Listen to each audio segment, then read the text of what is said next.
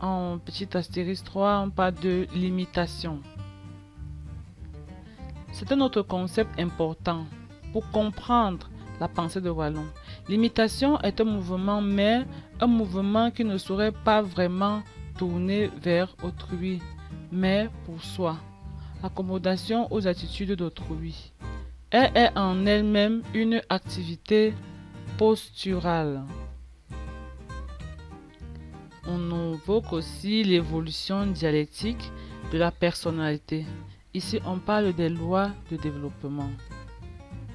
Pour Wallon, la personnalité se construit de façon dialectique à travers des changements.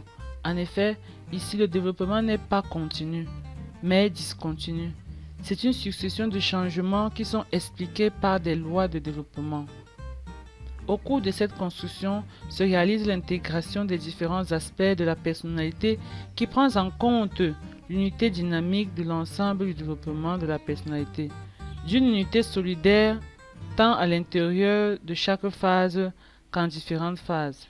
C'est la loi de l'intégration fonctionnelle. Rang 3, toujours les stades de développement. Comme stade, nous avons la construction de la personne qui va de 0 à 3 ans. Après la description d'un stade intra-utérin qui mérite d'être évoqué car elle est très novatrice, Wallon décrit les 3 premières années de la vie, une succession de premier point. Stade marqué par la fusion émotionnelle.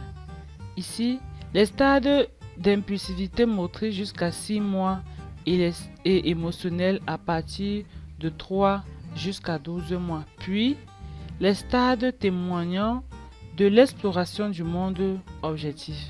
Entre parenthèses, on parle de période centrifuge. Prédominance de l'intelligence sur l'activité, sur l'affectivité. Avec les stades sensorimoteurs qui vont entre 1 et 2 ans et projectifs entre 2 et 3 ans. 2. Le stade du personnalisme qui va de 3 à 6 ans. Ici, la dominance centripète apparaît après que la différenciation moi-autrui a été réalisée.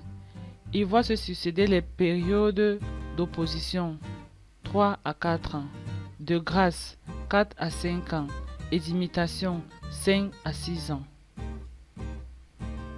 Petit 3. L'achèvement de la personne qui va de 6 à 11 ans à la puberté et l'adolescence. Les années suivantes sont marquées par une nette tendance centrifuge à l'origine de la pensée catégorielle.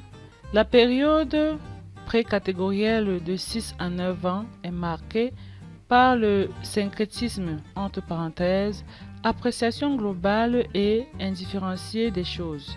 Il y a donc impossibilité de distinguer ce qui est important de ce qui ne l'est pas. Et précède la période catégoricielle qui va de 9 à 11 ans, où l'enfant excelle dans les comparaisons et progresse en raisonnement logique.